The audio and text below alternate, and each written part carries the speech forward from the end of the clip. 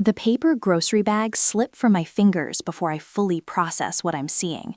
The glass jar of marinara explodes against the polished tile of my brand new floor, crimson sauce spraying across the spotless white surface like a crime scene splatter. For 3 slow, stunned heartbeats, I remain frozen in my doorway, my keys still swinging loosely from my fingers. My mother and sister are standing inside my cottage. My cottage, the one I had only shown them in photographs 3 days ago. My cottage, whose address I had intentionally kept to myself. "What are you doing here?" My voice sounds far away, hollow, detached from the moment. Liana spins toward me, a measuring tape stretched between her hands. She has been sizing up the guest bedroom that doubles as my home office. Her startled look vanishes quickly, replaced by a familiar expression of casual entitlement. "Posy, you're home early." Mom rises from where she has been shifting my sofa and armchair into a layout I absolutely despise. "We thought you'd be at work until 5. That doesn't answer my question. I step over the spreading puddle of sauce, my shoes sticking slightly against the tile. "How did you get in here?" Mom gives a dismissive wave. "Oh, I had a key made yesterday when I stopped by to congratulate you." The memory strikes instantly.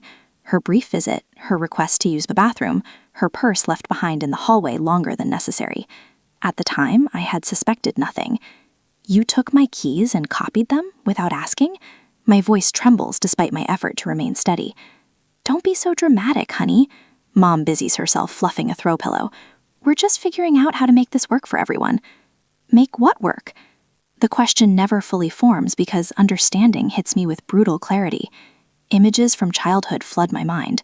Liana's 11th birthday party with clowns and carnival rides in the backyard, while my own celebration that year had been a store-bought cake and a quiet evening in the living room. Mom's voice saying, "It's just not in the budget for you," while spending freely on my sister.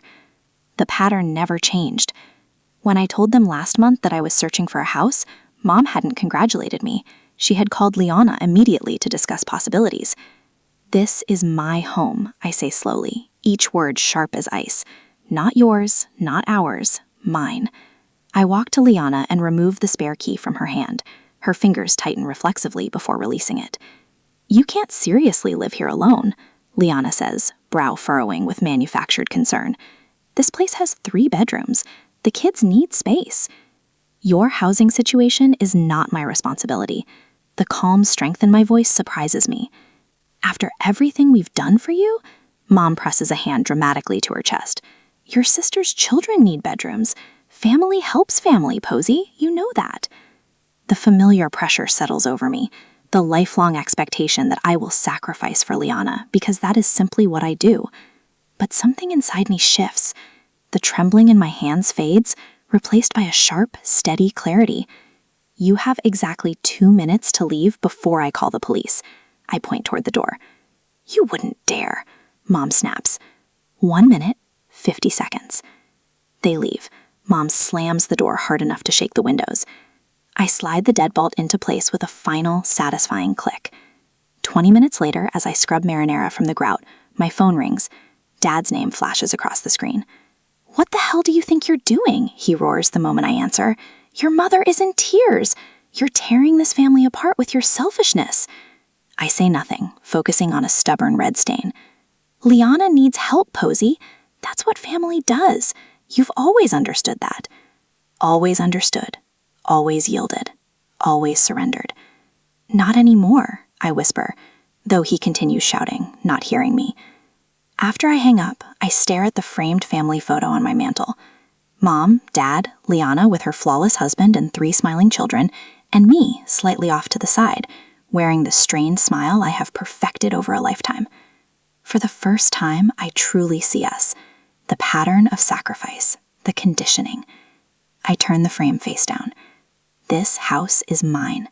This life is mine, and I'm done giving pieces of it away. The next morning, a Facebook notification interrupts my quiet coffee. Liana has tagged me in something. Expecting another passive-aggressive family picture, I open it. Instead, I find a post from 3 weeks ago, dated before I had even finalized the purchase of my cottage. The photo shows her 3 children crowded in their shared bedroom. Kids are finally getting a bigger place soon. Blessed. Family first. I scroll through the comments. "Which bedroom does Ellie get?" "The blue one with the bay window," Liana had replied. Jack and Tyler will share the room across the hall.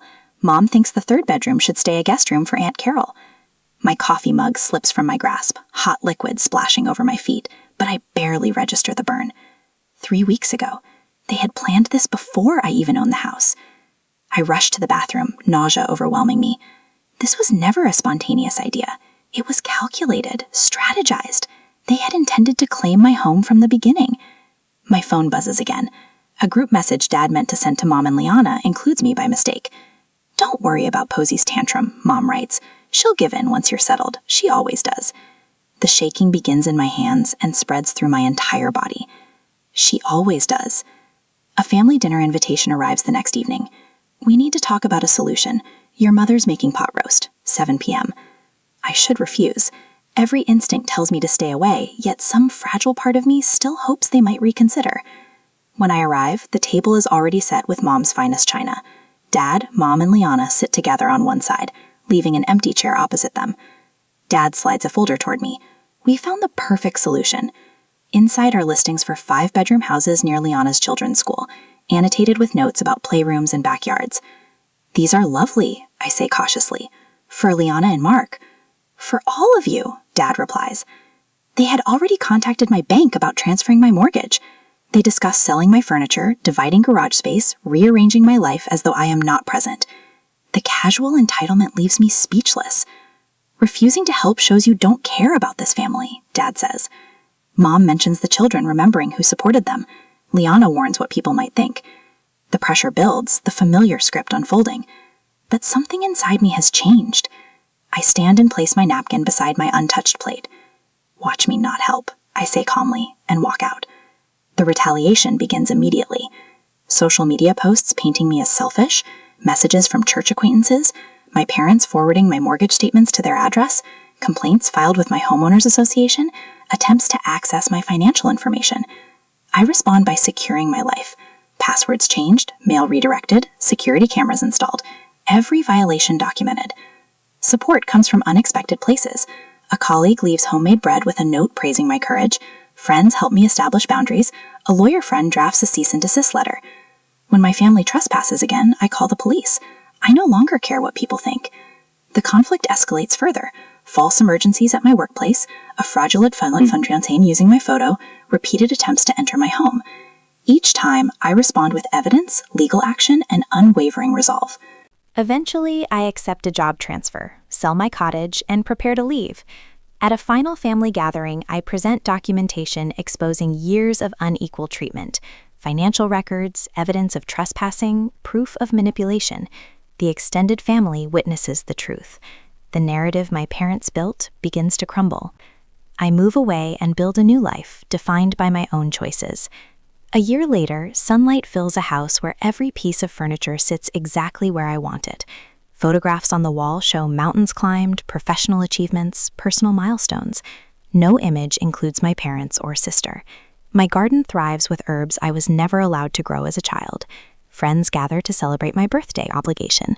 I defend others when I see them diminished. I choose connections that honor my boundaries. Occasionally, distant relatives reach out exists only on my terms. As night falls in my quiet home, I consider whether reconciliation might someday be possible, whether limited connection could be rebuilt from the ruins of what once was. But those questions belong to the future. For tonight, I am at peace with the life I have created, one shaped entirely by my own decisions, one where every detail reflects who I truly am. For tonight, I'm content with the life I've built, one where every choice, from the garden herbs to the friends around my table, reflects who I truly am. The representative explained, "Your parents contacted us about forwarding your financial documents to their home for safekeeping. The violation leaves me breathless. They nearly succeeded, would have. If I hadn't been vigilant about my payments, what else have they diverted? What other pieces of my life are they quietly commandeering? Sleep has become almost impossible. I lie awake, cataloging potential vulnerabilities, jumping at every creak and rustle outside my windows. The thought of checking my mail each day fills me with dread. What new boundary will they have crossed? What fresh guilt trip will be waiting? This morning, I received an email from my homeowners association. My parents had contacted them with concerns about commercial activity at my address. a complete fabrication, but one that required me to respond with formal documentation, proving I work from home occasionally but don't run a business. The cost of this estrangement keeps mounting, but the alternative, a lifetime of exploitation, of being seen as nothing more than Liana's support system, seems unbearable now that I've glimpsed freedom. I start small, changing passwords, setting up mail forwarding directly to my workplace, installing security cameras at every entrance. I document each unwanted contact, each social media post, each attempt to access my personal information. The methodical process steadies my shaking hands. When the security company finishes installing my new system, I feel a strange blend of sadness and relief. My home, the place that was supposed to represent my independence, now resembles a fortress. The next morning, a small miracle appears on my desk at work. A loaf of homemade bread wrapped in brown paper with a note tucked beneath the twine. Sorry I blabbed about your new place.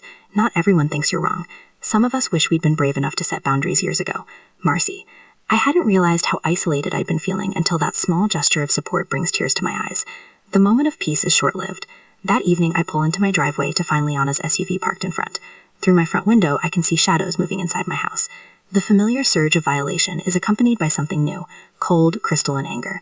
This time, I don't hesitate. I call the police from my car, watching as neighbors peek from behind curtains at the unfolding drama. By the time the officer arrives, my family has noticed me sitting in my driveway. They spill onto the front porch, Mom's face contorted with self-righteous indignation, Dad's reddened with anger, Liana clutching her purse to her chest like a shield. She's throwing her own family onto the street, Liana cries dramatically as the officer approaches. We were just visiting. With what key? I ask calmly, showing the officer my security camera footage on my phone.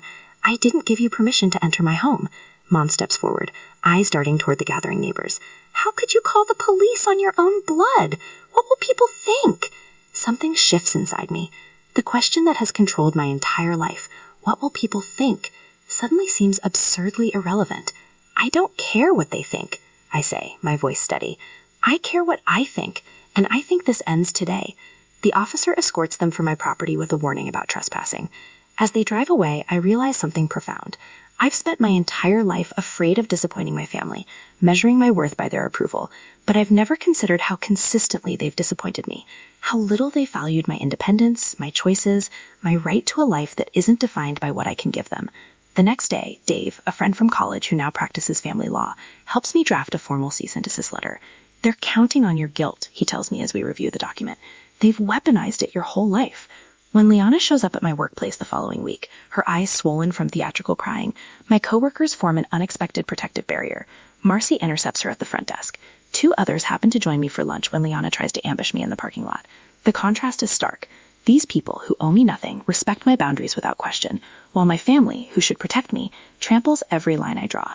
With each day, I find my voice growing stronger. No becomes easier to say. This doesn't work for me rolls off my tongue without apology. The words, I've made my decision, no longer feel like a betrayal.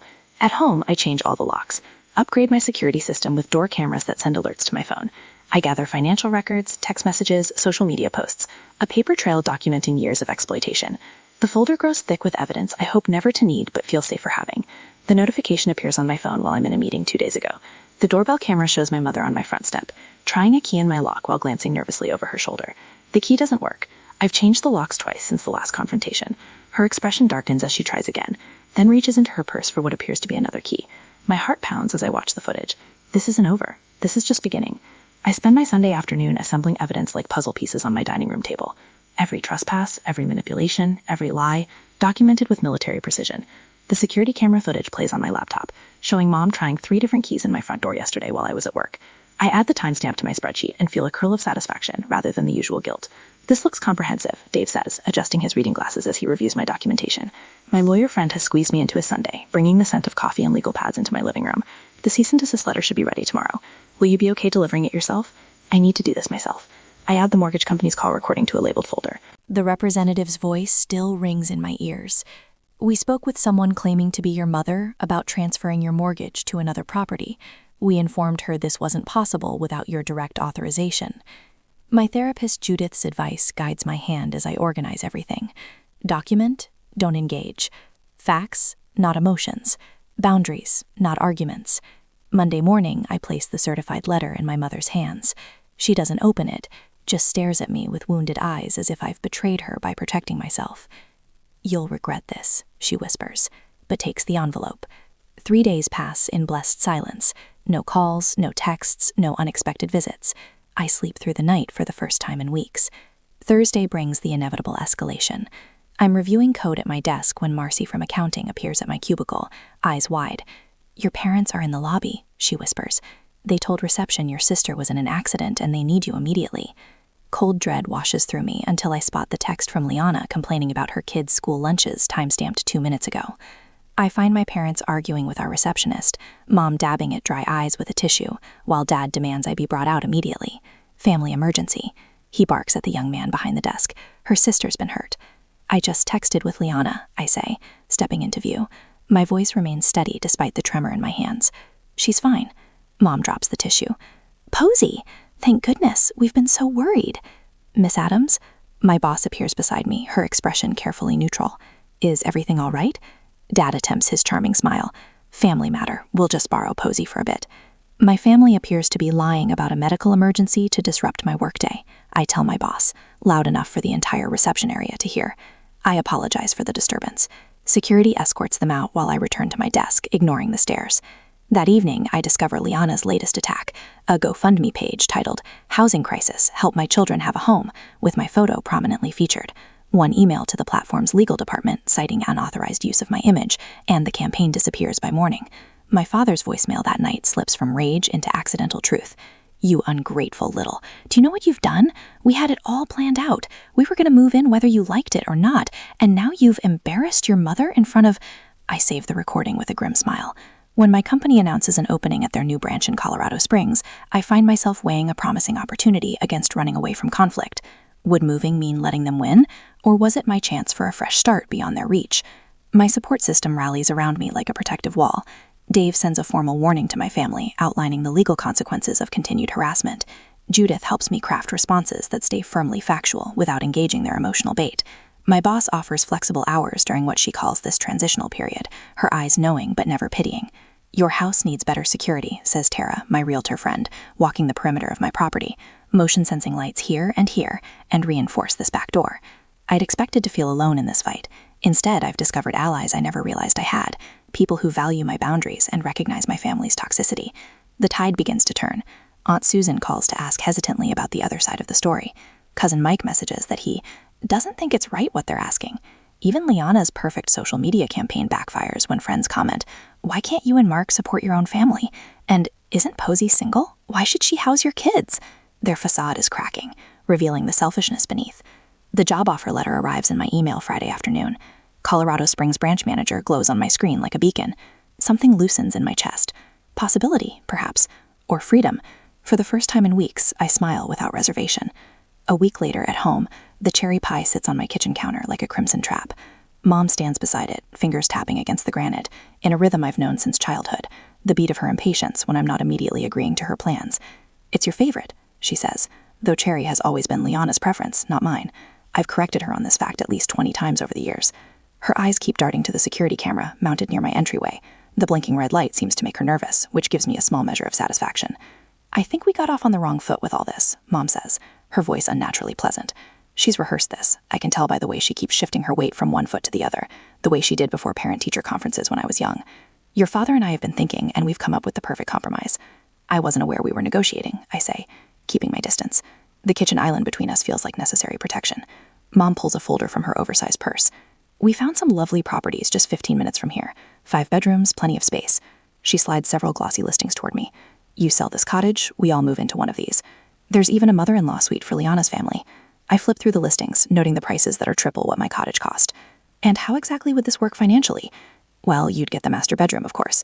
She smiles as if offering me a tremendous gift. "We've already toured 3 of them. The realtor was very accommodating when we explained the situation." "You toured houses in my name?" The calm in my voice surprises even me. Mom waves dismissively.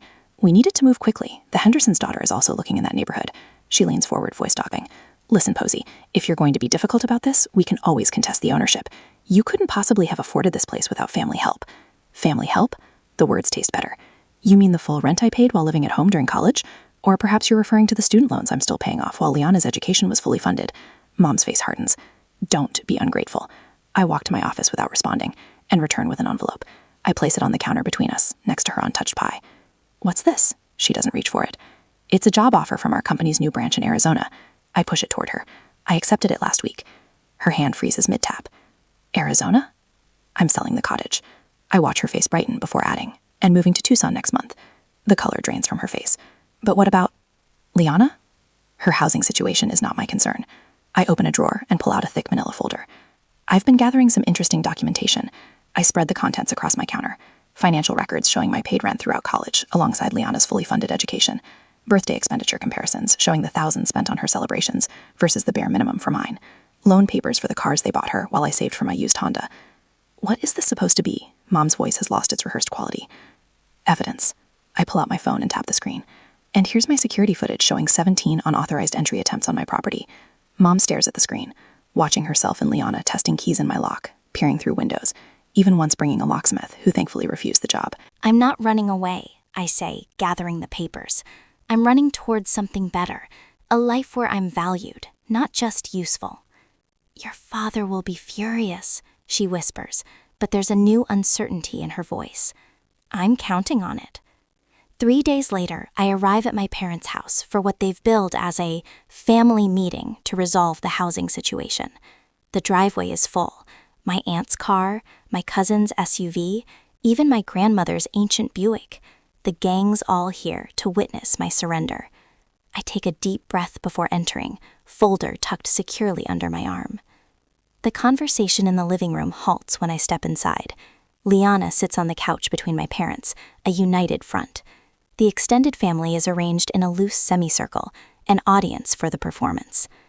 There she is, Dad says, standing with a forced smile. We were just about to explain our solution to everyone. Actually, I say, my voice carrying across the suddenly silent room, I have an announcement first. I place my folder on the coffee table and open it to reveal the listing for my cottage, complete with professional photographs and a bright red for sale banner across the top. My house goes on the market Monday, I say, and I've accepted a position with my company's Arizona branch. I'm moving next month. The silence stretches for 3 heartbeats before Liana's shriek shatters it. But what about us? Where are we supposed to go? I mate her gaze steadily. The same place you've been living, the same place you'd still be if you hadn't tried to take what's mine. Dad stands, face reddening. This is how you abandon your family? After everything we've done for you? Everything you've done? I pull out copies of my documentation, passing them to my grandmother and aunt.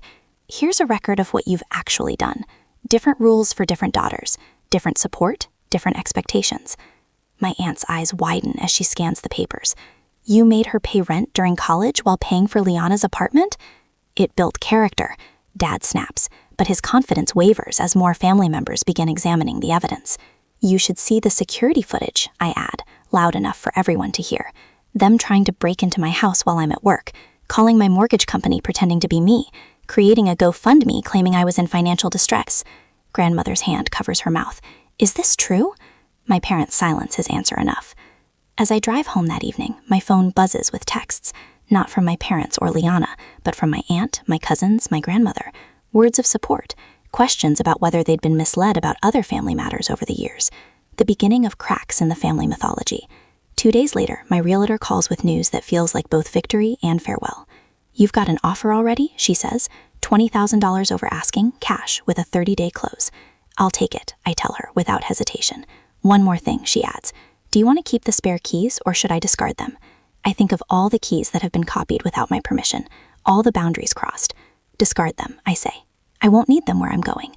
As I hang up, I hear whispers that my parents have already approached my cousin Thomas about his guest house. The cycle continues, but without me in it. I wonder briefly if any relationship with my family can be salvaged after I move, whether distance might actually make healing possible. But that's a question for another day.